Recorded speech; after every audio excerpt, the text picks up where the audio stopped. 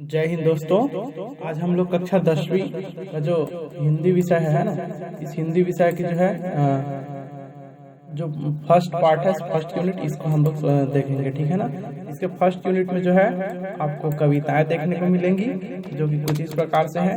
देखिए ये कैसे आपके फर्स्ट यूनिट है। फर्स्ट यूनिट में जो है तीन आपके लेसन है, 1.1 करके, 1.2 करके, 1.3 करके। इसमें से 1.1 है जो कि आपका पार्ट एक है, चंद्रग्रहण से लौटती बेर। ठीक है ना। इसको हम लोग सॉल्व करेंगे। ठीक है ना। इसको हम लोग देखते हैं। ये जो है आपके चंद्रग्रहण से लौटती जो बेर है, ये आपके जो है कविता संग्रह है। ठीक है। यहाँ पर आप देख सकते हैं ये आपके पार्ट एक है, चंद्रग्रहण से लौटती बेर, जो कि कविता है। और इसके जो राइटर है, वो लेखक जो है वो है केदारनाथ अग्रवाल जी है। ठीक है ना।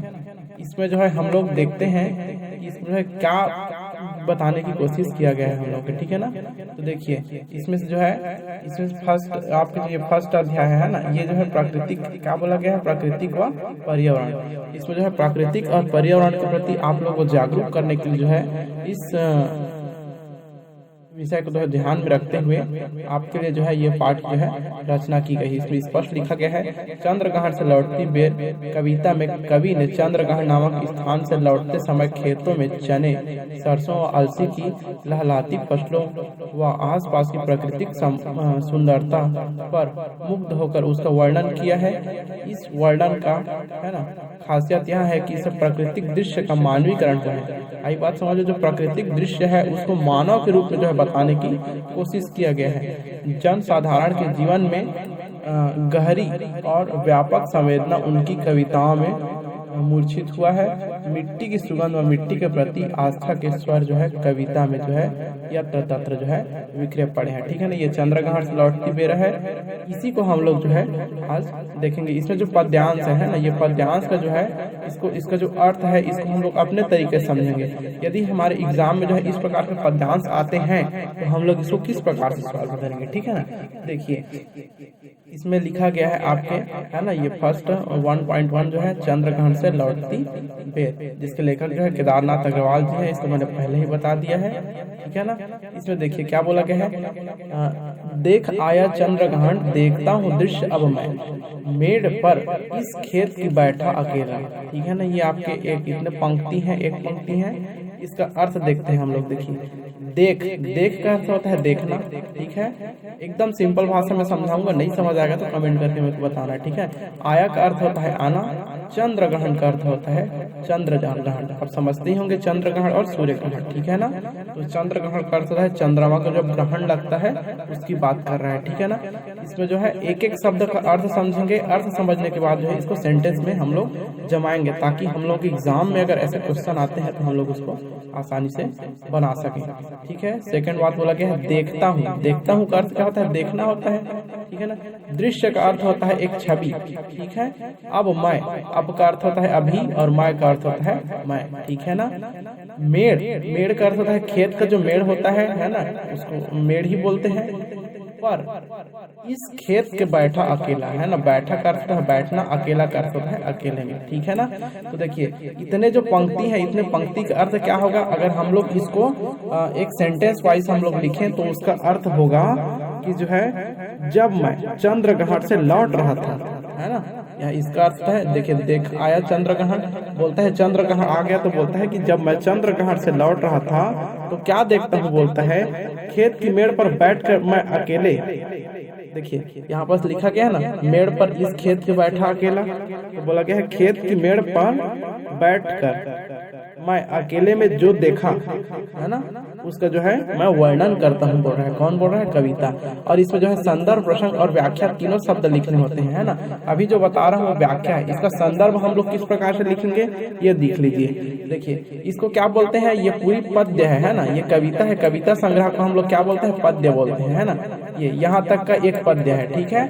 ये पद्यांश है, तो क्या लिखेंगे, पद्यांश है उसको प्रस्तुत पद्यांश, क्योंकि ये पद्य है, कविता है, तो उसको कविता को पद्यांश बोला जाता है। ठीक है ना। तो लिखिएगा प्रस्तुत पद्यांश हमारी पाठ्य पुस्तक, क्योंकि हम पढ़ रहे हैं, हमारी पाठ्य पुस्तक है ना। हमारी पाठ्य पुस्तक का जो क्या है पाठ 1.1 है ना। इसको लिखेंगे तो भी चलेगा, नहीं लिखेंगे तो भी चलेगा, ठीक है।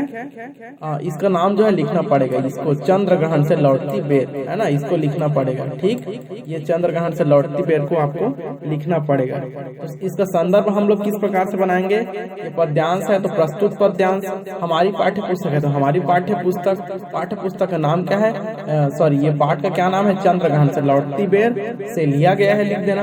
इसके रचयिता कौन है, तो इसका रचयिता है केदारनाथ अग्रवाल जी, ठीक। बस इतना ही लिखना है संदर्भ में। प्रसंग की बात करें तो प्रसंग में क्या लिखा गया है, देखिए यहाँ पर जो है स्पष्ट ऊपर में बोला गया था जो प्राकृतिक है उसका मानवीकरण किया गया है ना। तो आप इस प्रकार लिख सकते हैं, इस पद में कवि ने चंद्र ग्रहण नामक स्थान से लौटते समय खेतों में अलसी और चने की फसल देखकर कल्पना करते हुए कहते हैं, ठीक है ना। स्पष्ट यहाँ पर लिखा गया है ना। इस पंक्ति को हम लोग पूरा पढ़ेंगे तो समझ में आ जाएगा कि इसमें जो है किस प्रकार का जो है और किस किस बातों का जो है वर्णन किया गया है, ठीक है। तो इसमें से फर्स्ट पॉइंट आपको समझा दिया, इतने से इतने तक का अर्थ जो है मैंने यहाँ से अर्थ आपको बता दिया, ठीक है ना। इसका अर्थ एक बार और देखते हैं, देख आया चंद्र ग्रहण देखता हूँ दृश्य अब मैं, ठीक है ना। वो क्या बोलता है, कवि क्या बोलता है कि जब मैं चंद्र ग्रहण से लौट रहा था, है ना, तो खेत की मेड़ पर अकेले बैठकर जो मैंने देखा उस दृश्य का वर्णन जो है मैं कर रहा हूँ। अकेले बैठा था तो अकेले जो दृश्य देखा उस दृश्य का वर्णन जो है कवि यहाँ पर कर रहा है। बोलता है एक बीते के बराबर, एक का अर्थ होता है केवल एक, बीते का अर्थ होता है बित्ता, बित्ता का अर्थ सभी लोग समझते होंगे, बराबर का अर्थ होता है बराबर, मतलब नाप रहा है पेड़ों को जो है एक बित्ते के, एक बित्ता का पेड़ पौधा है बोल रहा है, उसको जो है तुलना कर रहे हैं बित्ते से, ठीक है ना। यहाँ पर वहाँ पर जो पौधा है उसको बोल रहा है हरा, जो है हरा कलर का जो पौधा है उसको बोलता है, और ठीगना का जो है चना, जो हरा कलर का जो पौधा है चना का पौधा, उसको यहाँ पर एक बित्ते का जो चने का पौधा है उसको यहाँ पर बोल रहा है। बांध क्या बोला है, बांधे मुरैठा शीश पर, बांधे का अर्थ होता है यहाँ पर, ये बांधे का अर्थ होता है बांधना, है ना। मुरैठा का अर्थ होता है पगड़ी, ठीक है। आप चाहे तो इसको लिख सकते हैं, इसका अर्थ शीश का अर्थ होता है सिर और पर का अर्थ है सिर पर, ठीक है ना। बोला गया है छोटे का अर्थ होता है छोटा, गुलाबी का अर्थ है गुलाब का फूल या गुलाबी कलर का फूल, है ना, और फूल का अर्थ फूल ही होता है, और सज कर खड़ा है ना। क्या बोल रहे हैं यहाँ पर, ऐसा लग रहा है बोल रहे हैं कि जो है जो चने के पौधे हैं ना, वो जो है उसके जो फूल है ऊपर में फूले हुए हैं, तो ऐसा लग रहा है कि वो जो है पगड़ी बांध कर खड़ा हुआ है, गुलाबी रंग का जो है पगड़ी बांध कर खड़ा हुआ है बोल रहा है। इसको हम लोग अगर जमा कर लिखते हैं तो इस प्रकार से लिखते हैं कि जो खेत में चने हैं, है ना, वो चने के जो हरे पौधे हैं उसको देख कर जो है ऐसा लग रहा है, बोलता है कि मानो वो सिर है ना, वो सिर पर जो है गुलाबी रंग का पगड़ी जो है उस चने के जो पौधे हैं उसमें सजा हुआ है, ऐसा लग रहा है, ठीक है ना। उसमें जो है पौधों की ऊंचाइयों को भी बताया गया है, यहाँ पर बोला गया है एक बित्ते के बराबर, तो जो पौधे की ऊंचाई है उसको बताया गया है एक बित्ते के बराबर है बोल रहा है, ठीक है। यहाँ तक आई बात समझ में। उसके बाद बोला गया है पास ही मिलकर उगी है ना, बीच में अलसी हठीला, देह की पतली कमर की लचीली। देखिए पास में मतलब जो चने के पेड़ है उसी के पास में जो है क्या हो, जो है मिलकर, मतलब आपस में मिश्रित खेती समझते हैं, तो मिलकर जो है उगा हुआ है बोल रहा है। मिलकर क्या उगा हुआ है बोल रहा है, अलसी हठीला, मतलब अलसी का अर्थ होता है अलसी का जो पौधा होता है वो। तो ये बोल रहा है जो चने के खेत हैं उसमें बीच बीच में जो है अलसी के जो है पौधे जो है वहां पर जो है उगे हुए हैं बोल रहे हैं, ठीक है ना। इसको हम लोग एक भाषा में जमाते हैं, जैसे कि स्पष्ट लाइन में, तो उसको इस प्रकार से बोल सकते हैं कि बीच बीच में जो है अलसी के पौधे हैं जो बहुत नाजुक है बोल रहे हैं, ठीक है ना। ये बीच बीच में जो है जो अलसी के पौधे हैं चने के बीच में वो जो है बहुत नाजुक है बोल रहे हैं। अब बोलता है देह की पतली कमर की लचीली, नीले फूले फूल को सिर पर चढ़ाकर कर रही है जो छुए यहाँ दूं हृदय का दान उसको। बोलती है कि देह की पतली, देखिए देह का अर्थ होता है शरीर, ठीक है ना, देह का अर्थ होता है शरीर, पतली का अर्थ होता है पतला, कमर का अर्थ होता है आपका जो कमर होता है, जो पतली कमर होता है उसको बोल रहा है। लचीली का अर्थ होता है फ्लेक्सिबल, यानी कि मटकने वाला जो कमर होता है वो, जैसे डांस वगैरह करते हैं मूवी में देखे होगे तो जो कमर लचकता है उसको बोल रहे हैं, ठीक है ना। है ना, नील फूले फूल को, जो नीले रंग का जो फूल है उस फूला हुआ है उस फूल को जो सिर पर चढ़कर, है ना, उस फूल के जो है सिर पर चढ़कर कर रही है जो छुए, जो आपस में फूल जो है आपस में टकरा रहे हैं उसकी बात कर रहे हैं। तो बोलता है दो हृदय का दान उसको। इसको हम लोग जमा कर इस प्रकार से लिखेंगे कि जो कवि है ना, लास्ट में क्या बोलते हैं, जो कवि है वो कहते हैं कि ऐसा लगता है कि जो पतली लचीली कमर वाले जो अलसी के पौधे हैं, है ना, पतली कमर वाली जो चने के बीच में अलसी के पौधे हैं, उनके जो नीले जो फूल हैं, अलसी के फूल जो होते हैं नीले होते हैं ना, तो नीले फूल उन्हें छूने वाले पर जो फूल है उसको जो इंसान जैसे चल रहा है उसको छू ले रहा है, तो छूने वाले के ऊपर जो है अपना हृदय निछावर कर दूं, ऐसा जो है ये कविता जो है बोल रहा है ना। अपने अपना हृदय जो है निछावर कर देने पर जो है सदा जो है तत्पर रहती है। कौन रहती है?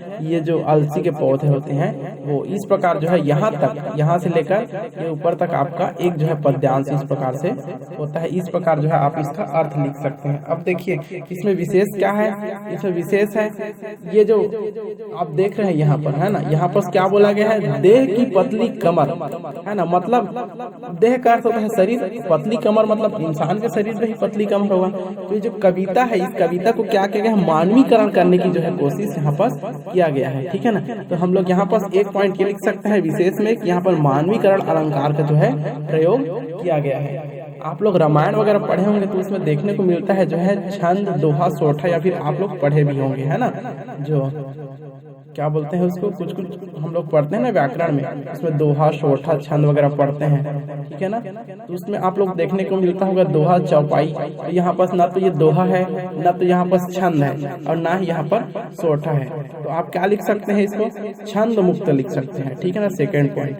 थर्ड पॉइंट क्या बोला गया है यहाँ पर, देखिए ये यहाँ पर नील फूले फूले फूले फूल, तो यहाँ पर फा और यहाँ पर फा, दोनों शब्द के पहले अक्षर जो है फा फा है, और ये फा फा क्या होते हैं, ये अलंकार होते हैं। कौन सा अलंकार है ये जिसको बोलते हैं अनुप्रास जो है अलंकार बोलते हैं, जिसमें शब्द जो है रिपीट होता है, शब्द वो, हाँ, शब्द वो जो रिपीट होता है उसको क्या बोलते हैं, अनुप्रास अलंकार बोलते हैं, ठीक है ना। अब इसकी जो भाषा है देखिए बिल्कुल आसानी से है, एकदम आसान है। इसको जो है इसमें जो भाषा है वो सरल जो है ये हम लोग लिख सकते हैं, सरल भाषा का प्रयोग किया गया है। इस प्रकार जो है आप इसका जो है विशेष जो है बना सकते हैं। इस प्रकार जो है आपका एक पंक्ति जो है कंप्लीट होता है।